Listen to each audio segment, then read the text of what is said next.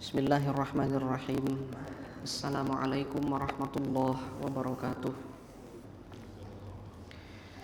Alhamdulillah hamdan katsiran thayyiban mubarakan fihi kama yuhibbu rabbuna wa yarda. Asyhadu an la ilaha illallah wahdahu la syarikalah wa asyhadu anna Muhammadan abduhu wa rasuluh. Allahumma salli wa sallim ala nabiyyina Muhammadin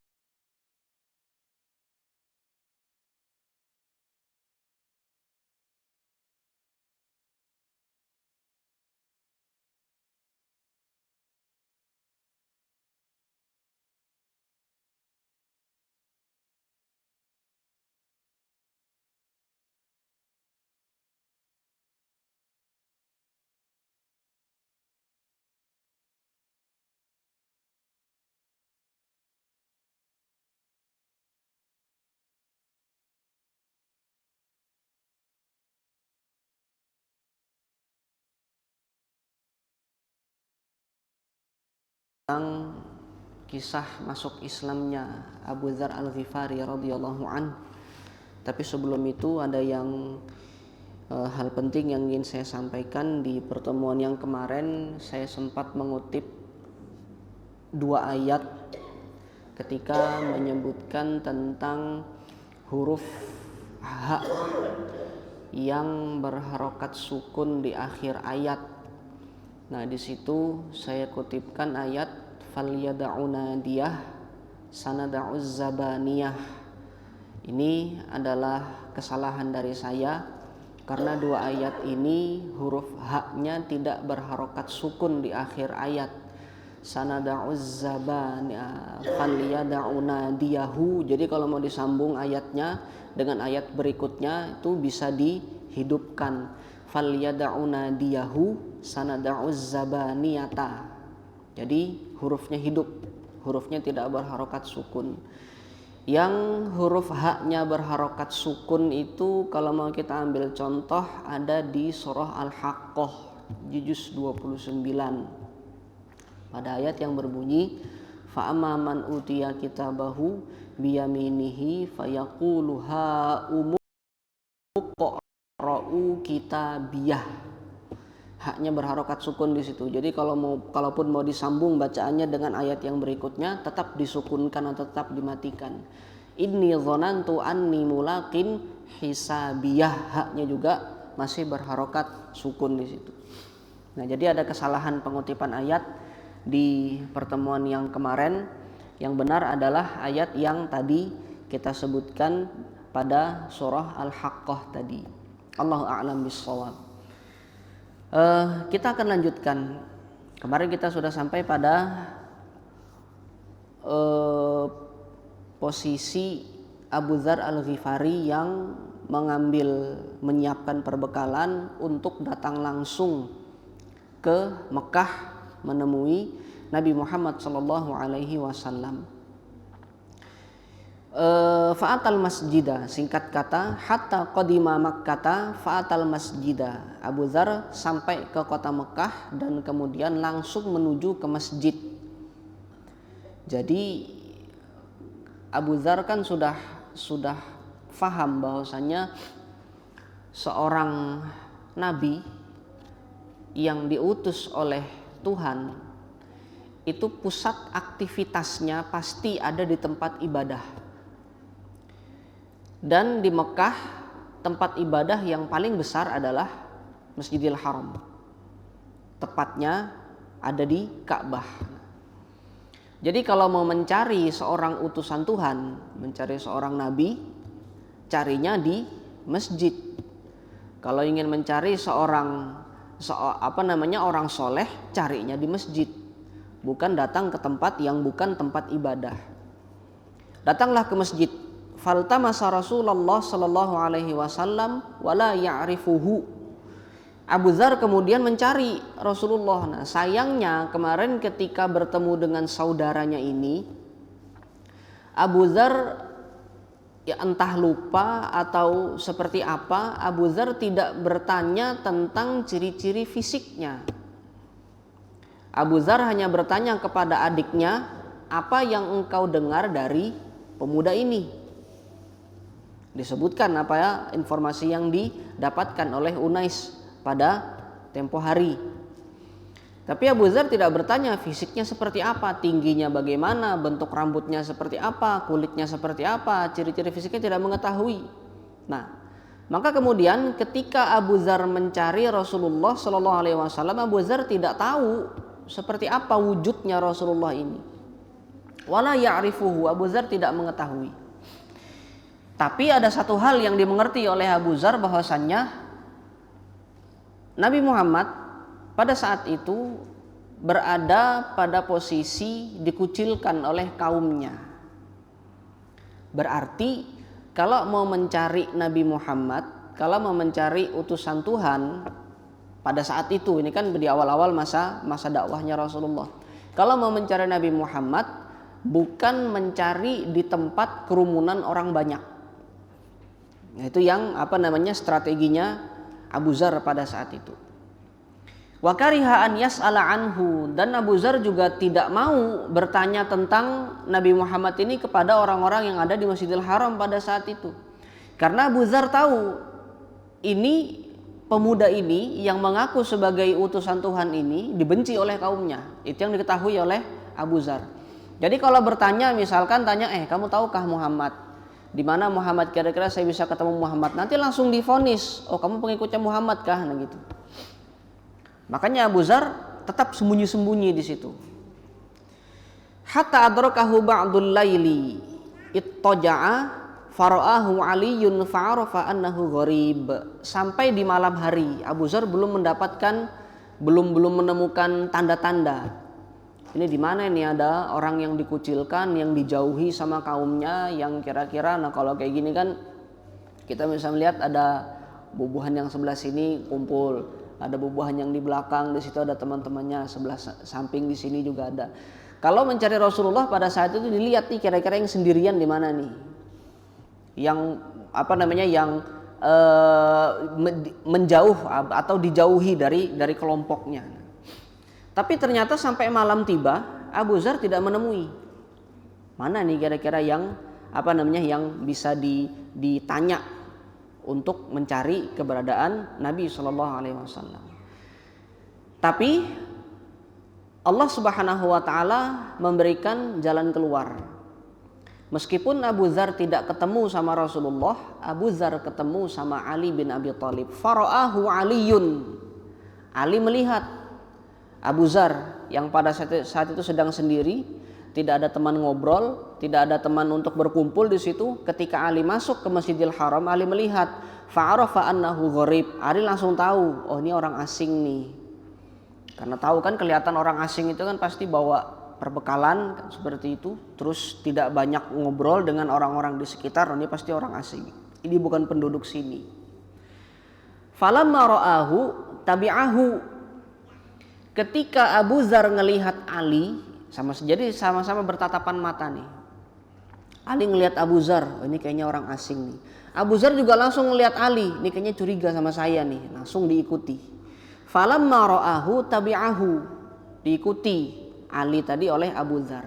Masih kecil Ali pada saat itu. Ali itu ketika pertama kali masuk Islam umurnya sekitar 10 atau 11 tahun, 9 atau 10 tahun. Bukan antara 10 atau 11, tapi antara 9 sampai 10 tahun. Itu masih usia sekitar kelas 4 atau kelas 5 SD. Sekitar itu usia Ali pada saat pertama kali masuk Islam. Jadi masih kecil tuh. Ketika bertemu dengan Abu Dzar tuh. Ketika ngelihat ada orang asing, Ali pun tidak langsung menyapa Abu Dzar, tidak langsung berbicara di situ. Ali langsung pergi lagi. Tapi Abu Dzar curiga, ini kenapa ada anak kecil menatap saya dengan tatapan seperti itu. Kemudian diikuti sama Abu Dzar. Walam yas'al wahidun minhuma sahibahu an syai'in hatta asbaha. Tapi tetap pada malam itu tidak terjadi dialog antara Ali sama Abu Dzar sampai waktu pagi tiba. Sama sekali tidak bertanya sedikit pun. Abu Dzar tidak bertanya kepada Ali, Ali juga tidak bertanya kepada Abu Dzar. Tsumahtamala qirbatahu wa zadahu ilal masjid. Kemudian kembali lagi Abu Dzar kembali ke masjid lagi, perbekalannya dibawa lagi, kemudian tempat airnya dibawa lagi dan seterusnya, kembali lagi masuk ke masjid. Wa dhalla dzalikal yaumu wa la yarahu nabiyya sallallahu alaihi wasallam hatta amsa. Terus seperti itu terjadi sampai di sore hari Abu Dzar juga belum bertemu dengan Nabi sallallahu alaihi wasallam di hari kedua berarti ini. Fa'ada ila matja'ihi. Kemudian kembali ke tempat beliau tidur lagi seperti yang kemarin. Jadi tempatnya tidak pindah-pindah Abu Dzar tuh. Ketika masuk ke Masjidil Haram, bermalam di situ, tidurnya di tempat yang sama. Famarra bihi Aliyun, kemudian Ali lewat lagi di situ ngelihat masih ada ndak ini kayak orang asing yang kemarin. Faqala amma ana lirrajuli ayya'lama manzilahu. Ini orang ndak punya rumah kah gitu loh. Kira-kira begitu pertanyaan di dalam hati Ali. Ini orang ndak punya rumah kah? Atau jangan-jangan dia butuh bantuan. Fa'aqamahu, kemudian dibangunkan. Abu Dzar tadi dibangunkan oleh Ali.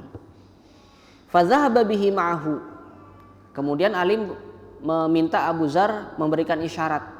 Ayo ikut sama saya. La yas'alu wahidun minhum sahibahu, sama, tapi tidak ada percakapan apapun selain itu.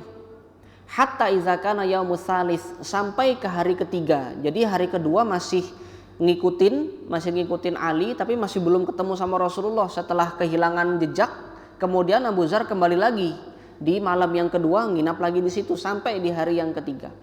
Fa'ada Aliyun misla zalika. Di hari ketiga Ali kemudian kembali lagi di situ, ketemu lagi sama Abu Dzar. Fa'aqama ma'ahu, kemudian dibangunkan Abu Dzar. Baru di situ terjadi dialog. Abu Dzar kemudian berkata, ala tuhadditsuni billahi. Mohon maaf, bukan Abu Dzar yang bertanya terlebih dahulu, melainkan Ali.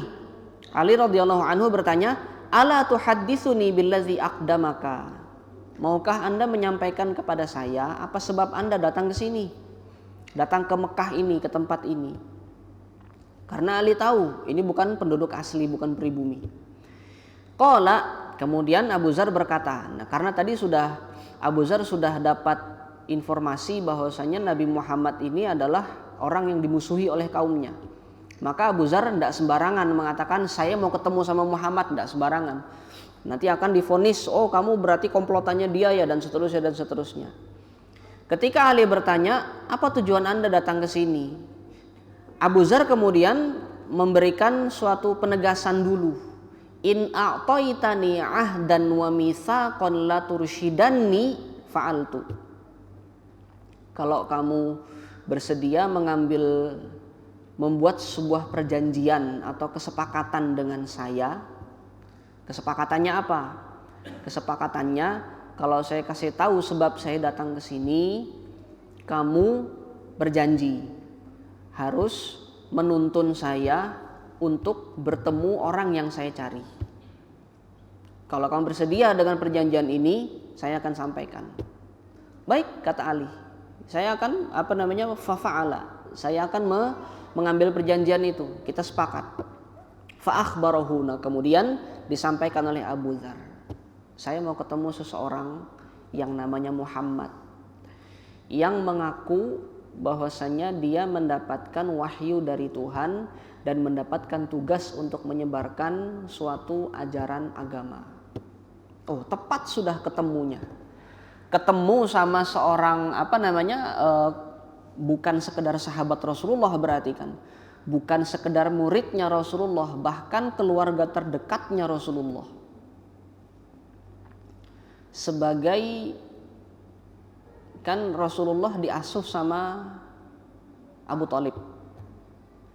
Rasulullah diasuh sama Abu Thalib sejak kecil, sejak Abdul Muthalib wafat. Sampai Rasulullah beranjak dewasa, sampai menikah dengan Ibunda Khadijah. Nah, ketika Rasulullah sudah menikah dengan Ibunda Khadijah, kehidupan perekonomian Rasulullah ini sudah mulai membaik. Kan Ibunda Khadijah orang kaya. Sudah ya kalau bahasa kita sudah kecipratan kekayaan dari Ibunda Khadijah. Semenjak saat itu Rasulullah itu sebagai balasan kebaikan kepada Abu Thalib. Abu Thalib sampai Rasulullah besar, Sampai Rasulullah dewasa dan menikah dengan Ibunda Khadijah. Abu Thalib ini masih orang miskin, tapi anaknya banyak. Abu Thalib orang miskin, anaknya banyak. Ketika Rasulullah sudah dewasa, Rasulullah kemudian membalas kebaikannya Abu Thalib ini dengan cara dibagi-bagi anaknya Abu Thalib ini. Dibagi-bagi, dikumpulkan saudara-saudaranya Rasulullah yang kira-kira kerabat-kerabatnya, paman-pamannya ini yang kira-kira punya kecukupan, yang hartanya lebih banyak daripada Abu Thalib ini kemudian dibagi-bagi. Ayo siapa yang mau mengasuh fulan, siapa yang mau mengasuh fulan. Tapi Rasulullah kemudian mengambil Ali, saya yang asuh, kata Rasulullah. Jadi Ali itu juga sudah diasuh oleh Rasulullah sejak kecil. Sejak kecil sampai kemudian masuk Islam. Jadi dekat, hubungan antara Ali dengan Rasulullah itu dekat gitu. Allah mengizinkan memberikan jalan keluar kepada Abu Dzar Al-Ghifari ini dengan mempertemukan kepada kerabat terdekat Rasulullah yang sudah masuk Islam. Kemudian ditunjukkan oleh Ali. Ali kemudian mengatakan fa innahu haqqun, itu adalah sebuah kebenaran. Informasi yang datang kepada Anda tentang pemuda ini adalah kebenaran. Wa innahu Rasulullah, dan dia adalah utusannya Allah Subhanahu wa taala. Fa iza asbahta, nanti kalau sudah sudah datang pagi hari, jangan malam ini. Ketemu sama Rasulullah jangan malam ini. Nanti ketika sudah pagi hari, fatba'ni fa inni in araitu syai'an akhafu 'alaika. Silahkan nanti ketika datang pagi hari, saya datang lagi nanti ke masjid, silahkan Anda ikut sama saya. Saya akan tunjukkan di mana Anda bisa bertemu dengan Nabi Muhammad SAW, karena Rasulullah pada saat itu masih di persembunyian. Tapi nanti jangan jalan berdua begini. Nah, gitu. Itu strateginya Ali. Biar orang-orang tidak curiga, kita jangan, dan agar persembunyian Rasulullah tidak terbongkar. Kan Rasulullah pindah-pindah tuh, dipindah-pindah di tempat. Nanti kadang-kadang kalau ketika Hamzah sudah masuk Islam, nanti ditaruh di tempatnya Hamzah, nanti nginap lagi di tempatnya siapa, nginap lagi di tempat siapa, dipindah-pindah itu. Rasulullah itu selama masa dakwah sembunyi-sembunyi itu. Sampai nanti Umar bin Khattab masuk Islam, baru keluar mempublikasikan Islam dan seterusnya, itu baru nanti Rasulullah sudah menetap di rumahnya. Tapi sebelum itu Rasulullah itu pindah-pindah seperti itu untuk bersembunyi dari kejaran orang-orang kafir. Nah, Ali bin Abi Thalib pakai strategi seperti itu. Kita jangan berdampingan berdua. Nanti caranya seperti ini. Silahkan Anda ikuti saya di belakang. Saya di depan, Anda di belakang. Jadi kita pakai jarak. Jangan terlalu dekat, jangan juga terlalu jauh. Kita pakai jarak. In ra'aitu syai'an akhafu 'alaika qumtu ka'anni uriqul ma'a. Nanti kalau saya melihat ada sesuatu atau ada gelagat yang membahayakan, yang saya khawatirkan itu akan mencelakakan Anda, nanti saya akan berdiri, kata Ali, saya akan berdiri dengan posisi tubuh seperti menuangkan air. Ya entah seperti apa posisi berdirinya, pokoknya kayak orang nuangkan air di, mungkin agak bungkuk gitu, seperti apa gitu. Tapi enggak bawa timba betulan, enggak, seperti agak membungkuk seperti itu. Itu berarti isyarat ada bahaya. Ada musuhnya Rasulullah di situ. Bukan musuhnya Rasulullah, yang memusuhi Rasulullah. Ada yang memusuhi Rasulullah di situ lewat. Itu ada tanda bahaya. Kalau seperti itu, berhenti dulu. Jadi nanti kalau jalan kira-kira ada bahaya, Ali akan berhenti dan akan sedikit membungkuk seperti orang yang menuangkan air tadi. Kalau seperti itu berarti ada bahaya dan Abu Dzar akan berhenti juga, bukan mendekat kepada Ali enggak, atau malah kabur enggak, berhenti juga. Wa in madaitu fatba'ni, kalau aku jalan lagi ikuti aku lagi, berarti bahaya sudah lewat. Hatta tadkhula madkhali, sampai kamu masuk ke tempat di mana aku masuk. Fafa'ala, kemudian dilakukan oleh Abu Dzar. Oke, saya akan lakukan itu. Fantalaqa yakfuhu, terus Abu Dzar mengikuti Ali dari belakang. Hatta dakhala ala nabiyyi sallallahu alaihi wasallam wa dakhala ma'ahu, sampai Ali masuk bertemu dengan Rasulullah, dan Abu Dzar juga ketemu dengan Rasulullah sallallahu alaihi wasallam. Fasami'a min qaulihi, kemudian Abu Dzar mendengarkan apa yang diucapkan oleh Rasulullah setelah dikenalkan, oh ini ada seorang pemuda dari Bani Ghifar mau ketemu dengan Anda wahai Rasulullah. Oh ya silahkan. Kemudian berdialog, bercakap-cakap di situ. Pada saat itu juga Abu Dzar langsung masuk Islam. Jadi tidak berpikir panjang. Wa aslama makanahu, pada saat itu juga dan di tempat itu juga Abu Dzar langsung masuk Islam. Faqala lahu Nabi sallallahu alaihi wasallam, kemudian Rasulullah berpesan kepada Abu Dzar yang kemarin sempat kita bahas. Rasulullah sebenarnya memerintahkan Abu Dzar untuk pulang. Apa keucapan Rasulullah, pesannya Rasulullah kepada Abu Dzar? Irji' ila qaumika fa'akhbirhum hatta ya'tiyaka amri. Silahkan Anda pulang kepada kaum Anda, dakwahi, ajarkan ajaran ini. Sampai kapan? Sampai nanti datang kabar dariku. Datang kabar dariku itu maksudnya apa? Datang kabar kapan kita akan hijrah ke tempat yang kemarin sudah kita singgung kan. Ada satu tempat yang banyak pohon kurmanya, dan ternyata itu adalah kota Yathrib, dan itu disebutkan di dalam kitab-kitab sebelumnya, kitab-kitab sebelum kitab-kitab sebelum Al-Quran, bahwasanya sampai serinci itu disebutkan tentang ciri-ciri seorang nabi dan rasul yang terakhir ini, sampai disebutkan lahirnya di mana dan disebutkan juga nanti hijrahnya kemana.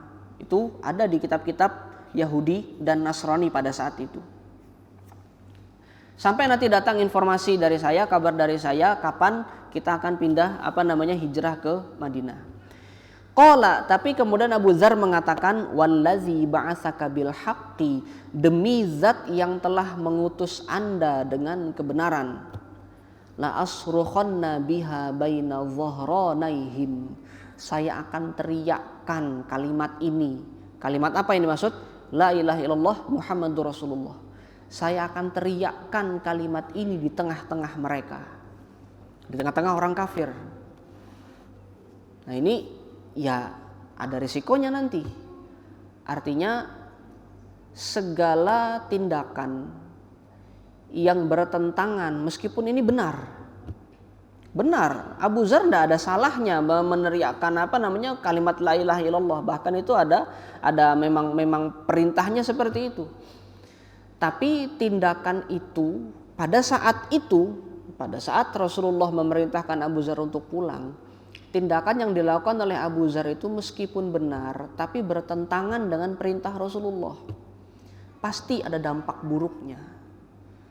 Meskipun suatu perbuatan, suatu tindakan itu benar, tapi kalau dia bertentangan dengan perintah Rasulullah, pasti ada dampak buruknya. Ada juga nanti kalau kita sampai kepada kisah perang Uhud, nah, itu kan juga ada perbuatan yang meskipun halal sebenarnya, ngambil gonimah kan halal, tidak ada yang ngelarang, bahkan ada perintahnya untuk mengambil gonimah. Musuh sudah selesai, gonimah sudah berserakan, ayo kita ambil. Tapi Rasulullah belum perintahkan. Artinya turunnya kaum muslimin dari Bukit Rumat pada saat peristiwa perang Uhud, ini adalah sebuah tindakan yang bertentangan dengan perintah Rasulullah. Pasti ada dampak buruknya, meskipun perbuatan itu benar secara substansi. Termasuk yang dilakukan oleh Abu Dzar ini. Tidak ada salahnya, Abu Dzar mau dakwah kok. Abu Dzar mau menampilkan ini adalah sebuah kebenaran, untuk apa kita sembunyikan? Abu Dzar ingin berteriak di tengah-tengah orang-orang kafir. Tapi kemudian langkah tersebut sebenarnya tidak disetujui oleh Rasulullah. Langkah tersebut bukanlah langkah yang diperintahkan oleh Rasulullah pada saat itu. Abu Dzar disuruh pulang dulu, harusnya pulang ya pulang. Maka meskipun tindakan Abu Dzar ini benar secara substansi, tapi ketika itu bertentangan dengan perintahnya Rasulullah, pasti ada dampak buruk yang akan terjadi. Fa kharaja hatta atal masjidah, sampai Abu Dzar masuk ke tengah-tengah masjid. Fanada bi a'la sautihi, kemudian Abu Dzar berteriak dengan suara yang sekencang-kencangnya. dengan ucapan asyhadu an la ilaha illallah wa anna muhammadan rasulullah. Tsumma qamal qaumu fadarabuhu hatta atja'uhu. Tidak terima orang-orang kafir. Loh, siapa kamu berani-beraninya orang baru 3 hari tinggal di situ, belum punya teman, belum punya seseorang yang bisa melindungi, kan seperti itu. Belum punya pelindung dan seterusnya, kok berani-beraninya meneriakkan seperti ini. Dipukuli di situ babak belur Abu Dzar, dipukuli oleh orang-orang kafir pada saat itu, hatta atja'uhu, sampai orang-orang kafir yang memukuli Abu Dzar ini sampai membuat Abu Dzar terbaring. Ya, terkapar di situ maksudnya. Dipukuli tanpa perlawanan. Sama seperti yang terjadi pada Abu Bakar sebelumnya. Abu Bakar juga seperti itu di awal-awal masa keislaman, dipukuli tanpa perlawanan. Yang ada perlawanan itu nanti Umar bin Khattab. Ketika dipukuli oleh orang-orang Quraisy, beliau masih diizinkan oleh Allah Subhanahu wa taala untuk bisa melawan. Tapi Abu Dzar tidak bisa. Fa'atal Abbasu fa'akabba alaihi faqala wailakum. Kemudian tidak lama berselang datanglah Abbas bin Abdul Muttalib. Kemudian Abbas langsung memisahkan, langsung dipeluk Abu Dzar itu, karena Abbas tahu ini baru masuk Islam nih. Jadi Abbas bin Abdul Muttalib ini pamannya Rasulullah, ada yang terang-terangan membela Rasulullah seperti Hamzah bin Abdul Muttalib dan Abu Thalib. Tapi perbedaannya Hamzah masuk Islam, Abu Thalib masih kafir sampai mati. Tapi ada pamannya Rasulullah yang bertugas untuk menjadi mata-mata, yaitu Abbas bin Abdul Muttalib, sampai nanti pada peristiwa perang Badar. Makanya kalau kita lihat kronologinya perang Badar itu kan, kok pertanyaannya kan begitu, kok bisa kaum muslimin itu tahu kalau kafilah dari Mekah itu bergerak keluar untuk melakukan perdagangan? Karena orang muslim, Rasulullah pada saat itu punya mata-mata. Abbas bin Abdul Muttalib pada saat itu masih di Mekah. Jadi ketika kaum muslimin hijrah ke Madinah, Abbas belum ikut hijrah ke Madinah. Awal-awal hijrah tuh Abbas masih ada di Mekah, jadi mata-matanya Rasulullah. Sejak awal keislaman Abbas masih jadi mata-matanya Rasulullah. Jadi Abbas itu tugasnya, beliau masuk ke barisan. Kalau ada orang-orang kafir ya ikut kumpul di situ. Orang-orang kafir belum tahu kalau Abbas sudah masuk Islam. Ikut kumpul di situ, ikut ngobrol di situ, ngedengar ini kira-kira kalau ada rencana jahat dari mereka nanti akan diinformasikan kepada Rasulullah. Termasuk yang pernah kita singgung peristiwa yang Allah abadikan di surah Al-Alaq, ketika Abu Jahal ini berazam mengancam, lebih tepatnya mengancam Nabi Muhammad, kalau berani-berani sholat di Ka'bah lagi nanti saya pukul kepalanya pakai batu. Itu kan yang ngasih informasi Abbas. Abbas langsung pulang kepada Rasulullah, langsung menginformasikan, wahai Rasulullah, ini Abu Jahal punya rencana buruk kepada Anda. Apa rencananya? Kalau Anda masih sholat di Ka'bah, nanti akan dipukul kepala Anda akan dipukul pakai batu besar, bahkan batunya sudah disiapkan sama Abu Jahal. Nih batunya nih. Rasulullah tidak gentar. Loh, beranikah dia mukul aku? Ayo sini, ditantang sekalian sama Rasulullah. Tidak lama berselang Rasulullah datang ke Ka'bah, ke sisi yang kemarin kita ceritakan, sisi di mana Rasulullah selalu sholat di situ. Sholat Rasulullah di situ. Datang orang-orang kafir menagih janjinya Abu Jahal. Mana Bu, mana kata-kata yang kamu pukul Muhammad tuh sholat di Ka'bah tuh. Oh iya kah, berani-beraninya? Diambil itu batunya. Disaksikan dari jauh oleh Abbas bin Abdul Muttalib. Wah, ini ceos sudah ini, kata Abbas. Kalau bahasa kita seperti itu, wah, ceos sudah ini. Rasulullah dalam posisi sholat. Kalau sholat kan tidak bisa ngelawan. Rasulullah dalam posisi sholat, kemudian Abu Jahal datang, sudah bawa batu seperti itu. Di tengah perjalanan Abbas kemudian dikejutkan dengan satu peristiwa. Tiba-tiba Abu Jahal terdiam. Ada kisahnya di sini. Sebelum-sebelumnya ini ada. Ini banyak kisah-kisahnya nih yang diriwayatkan oleh Imam Ibnu Katsir di sini banyak. Abu Jahal tiba-tiba terdiam. dan tiba-tiba batunya terlepas. Setelah batunya terlepas, Abu Jahal kemudian kembali. Tidak jadi. Diketawain sama orang-orang kafir. Loh kenapa Bu? Kenapa kamu tidak berani? Tumben-tumbenan kamu tidak berani menghadapi Muhammad gitu loh. Ini padahal kamu sudah punya senjata ini. Dan Muhammad sudah berada dalam posisi dia tidak siap untuk melawan. Karena sholat, kan Rasulullah sholat. Rasulullah nantang Abu Jahal enggak. Ayo Bu kita kelahi di Ka'bah. Enggak seperti itu tantangannya. Karena ancamannya Abu Jahal adalah kalau Muhammad berani sholat lagi. Ancamannya kan adalah ketika Nabi Muhammad sholat, ya sudah saya sholat lagi. Kalla la tuti'hu, kan ada perintahnya oleh Allah. La tuti'hu, jangan kamu taat sama dia. Kalau kamu taat sama dia, ya berarti kamu taat sama orang kafir. Dia ngancam kamu untuk tidak boleh sholat di Ka'bah, jangan taat sama dia. Kalla la tuti'hu wasjud waqtarib, tetaplah kamu sujud di situ, tetaplah kamu beribadah di situ. Rasulullah lebih taat kepada Allah. Allah perintahkan sujud, tetap sujud. Diancam sama Abu Jahal, jangan sujud. Tidak takut Rasulullah. Sholat Rasulullah di situ. Abu Jahal tiba-tiba terdiam, kembali lagi. Ditanya, kenapa kamu Bu? Tiba-tiba kamu takut sama Muhammad. Abu Jahal kaget, loh kamu tidak lihatkah apa yang saya lihat? Abbas juga tidak ngelihat. Jadi yang melihat pada saat itu cuma Rasulullah dan Abu Jahal. Setelah selesai sholat, kemudian Rasulullah pulang.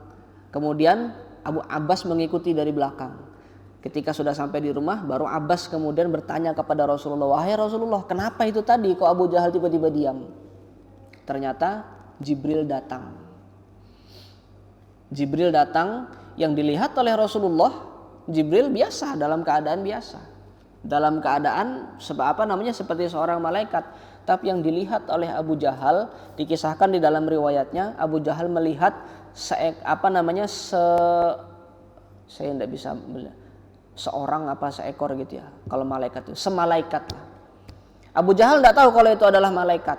Tapi yang dilihat oleh malaikat adalah sesosok seperti unta, besar, giginya besar, badannya besar, kepalanya panjang, yang betul-betul menakutkan. Saya pun tidak bisa menggambarkan seberapa menakutkannya. Yang sampai Abu Jahal melihat saja sudah gemetar tangannya, sampai lepas batunya itu. Yang siap memakan Abu Jahal. Makanya dalam surah Al-Alaq kan disebutkan falyad'una diyah. Silahkan dia panggil itu kelompok-kelompoknya. Silahkan dia panggil pendukung-pendukungnya. Sanada'uz zabaniyah. Kami akan panggilkan zabaniyah. Cukup zabaniyah saja yang menghadapi Abu Jahal sama kelompok-kelompoknya. Maka Rasulullah mengatakan pada saat itu kepada Abbas, kalau seandainya itu Abu Jahal masih nekat mukul kepalaku pakai batu, Abu Jahal pada saat itu akan dicincang oleh Zabaniyah di hadapan pengikut-pengikutnya. Tidak berani Abu Jahal akhirnya. Mundur dia di situ. Nah itu satu peristiwa yang menarik untuk bisa kita pelajari, di mana salah seorang sahabat, kembali kepada kisahnya Abu Dzar Al-Ghifari ini, di mana salah seorang sahabat memiliki keteguhan untuk menyampaikan sebuah kebenaran. Tapi yang tadi saya sebutkan, tindakan yang dilakukan oleh Abu Dzar ini meskipun benar secara substansi, tetapi dia bertentangan dengan perintahnya Rasulullah Shallallahu Alaihi Wasallam, maka pasti akan ada dampak buruknya terhadap diri orang yang bersangkutan. Maka kemudian dari sini kita bisa belajar untuk berdakwah itu juga perlu strategi. Rasulullah saja yang orang pribumi, yang mendakwahi kaumnya, orang-orang yang didakwahi oleh Rasulullah adalah orang-orang yang dikenal oleh Rasulullah sejak kecil. Itu pakai strategi dakwahnya. Tidak frontal tiba-tiba keluar langsung meneriakkan la ilaha illallah, asyhadu an la ilaha illallah wa anni Rasulullah. Tidak langsung seperti itu. Sembunyi-sembunyi dulu, didekati dulu orang-orang yang kira-kira bisa menerima. Yang didekati dulu kan orang-orang yang kira-kira bisa menerima. Khadijah dulu, ibunda Khadijah didekati. Kemudian Abu Thalib didekati, kira-kira bisa menerima. Oh sekalinya salah prediksi Rasulullahnya. Tidak sekalinya Abu Thalib tidak bisa menerima. Kemudian didekati yang lain Abu Bakar. Abu Bakar ini teman akrab nih, karena Abu Bakar sama Rasulullah tuh teman main sejak kecil, jadi akrab. Abu Bakar ini pasti percaya sama saya nih. Abu Bakar didekati lagi. Setelah Abu Bakar masuk Islam, nanti Abu Bakar yang kemudian ikut bergerilya, kan seperti itu. Ada strateginya. Tidak frontal seperti itu, tiba-tiba berteriak seperti itu, enggak. Karena pelajarannya di situ adalah meskipun dakwah itu isinya adalah satu kebenaran, tapi ketika dia disampaikan dengan metode yang keliru, metode yang salah, maka akan ada dampak buruk yang terjadi.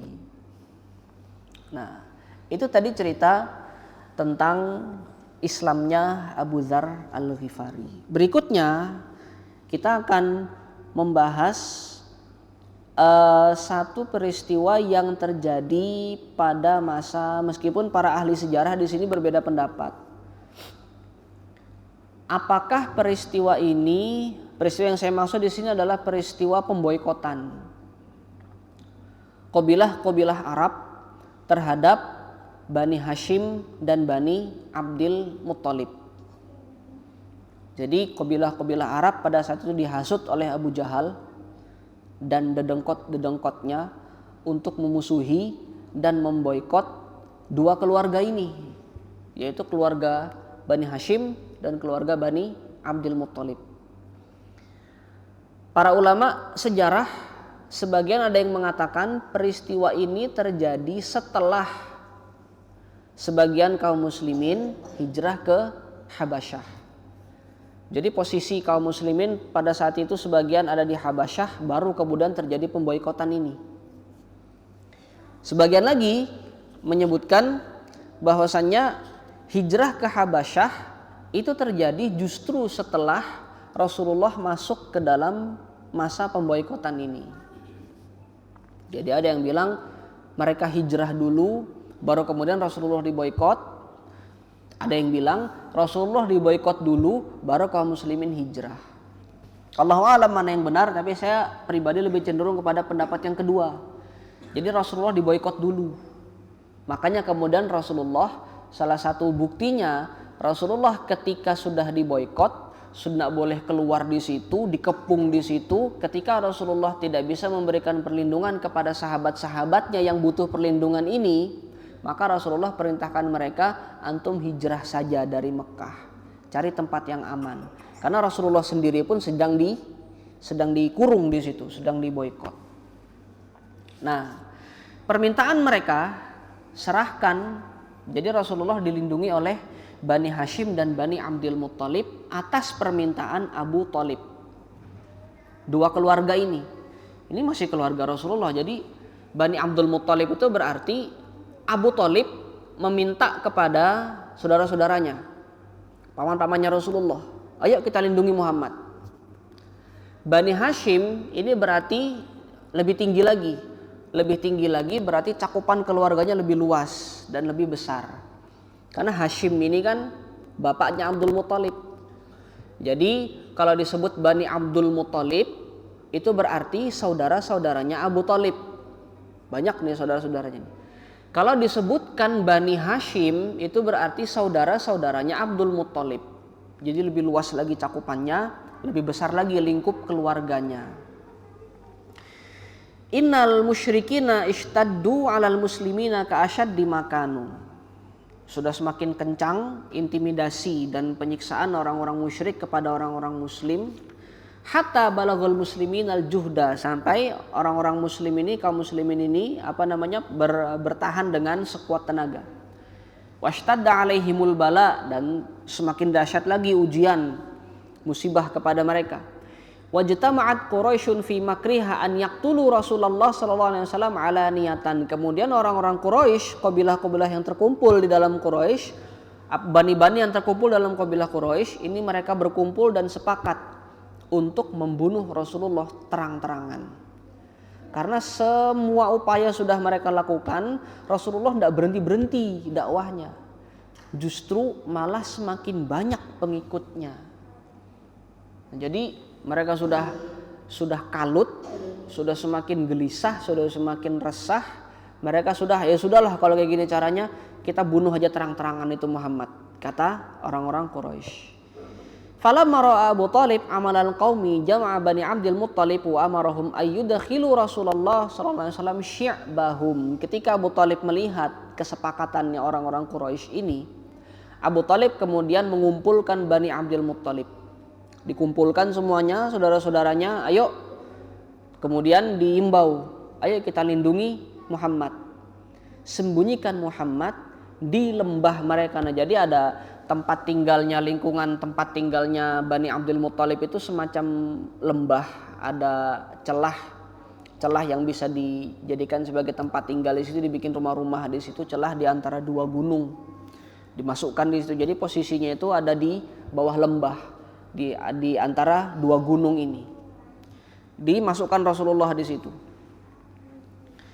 Wa amarahum an yamna'uhu mimman aradu qatlahu. Dan Abu Thalib meminta kepada Bani Abdul Muttalib, siapapun yang meminta Rasulullah untuk diserahkan jangan dikasih.